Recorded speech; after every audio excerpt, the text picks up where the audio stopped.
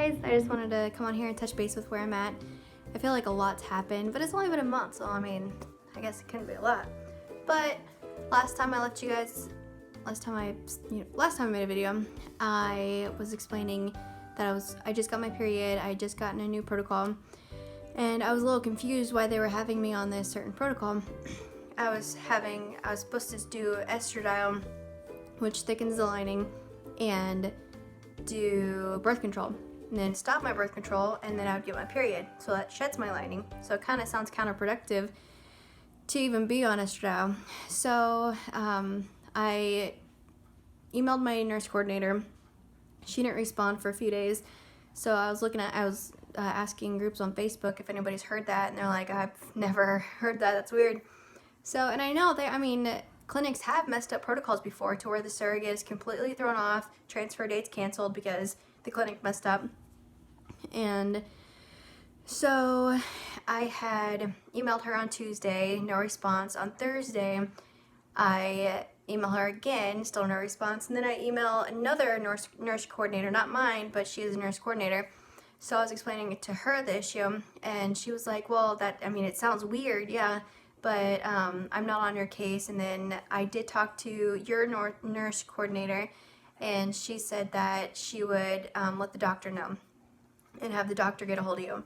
So the doctor called me on Saturday, and then he explained that, yeah, that's not, I don't know how the nurse coordinator got that mixed up, but that's not what I told her. You're only supposed to be taking birth control at this moment.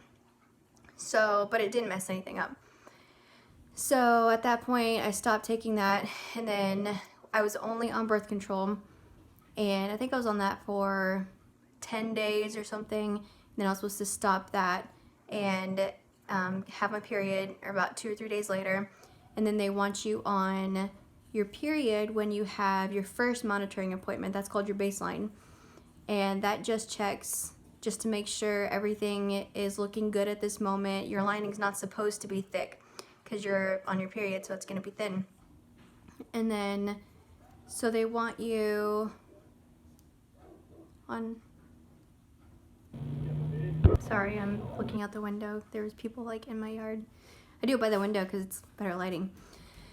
So, where was I? I was saying that, what was I saying? Talking about medicine. Yeah, and so they want you on your period to see how thin the lining is, and they want it thin at this point.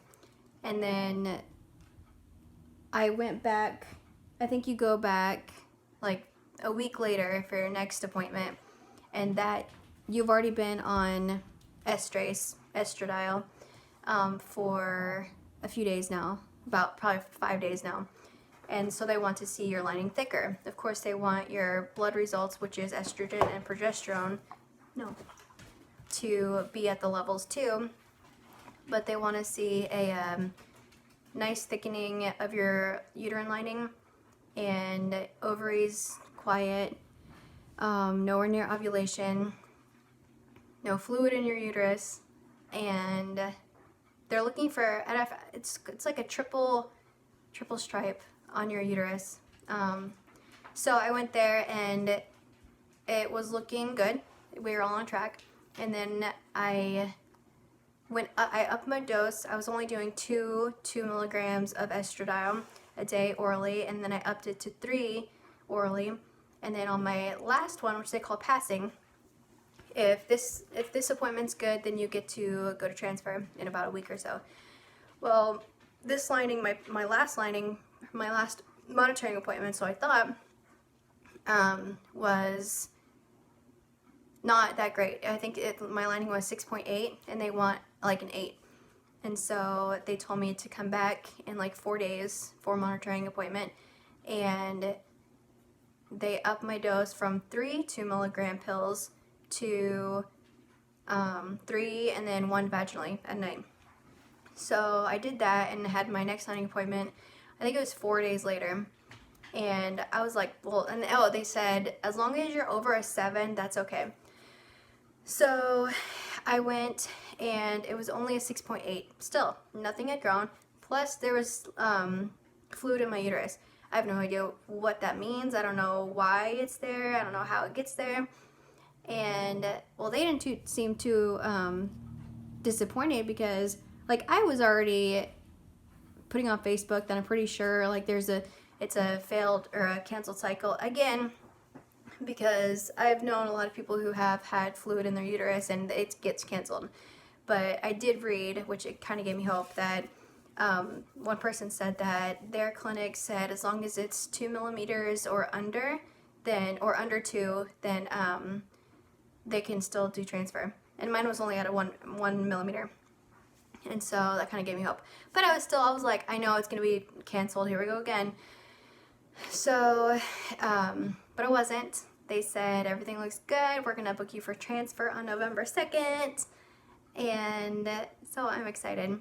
The only thing that kind of stinks is me and my husband were going to go up there 2 days before transfer. 1 day just full traveling.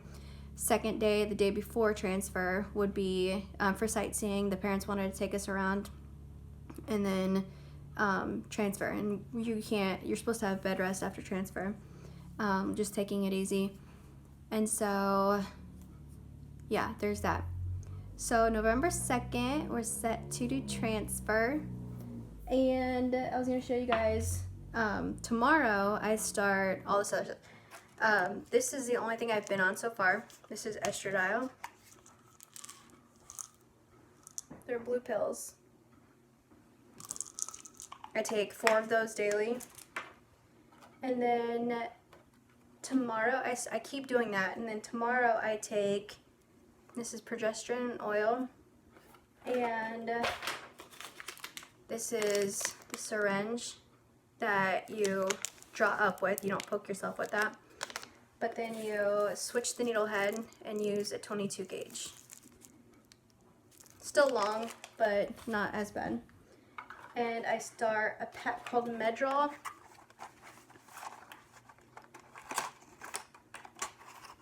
It's a 6-day form. And I also start Endometrin. There's inserts. It's just a vaginal suppository. And this is what my calendar looks like. I made myself a calendar. This is when we leave. Let's transfer. I write everything out just to make sure, and then like cross it off when I do it. But yeah. So that's where I'm at right now. So finally have a transfer day. Everything's finally going as planned.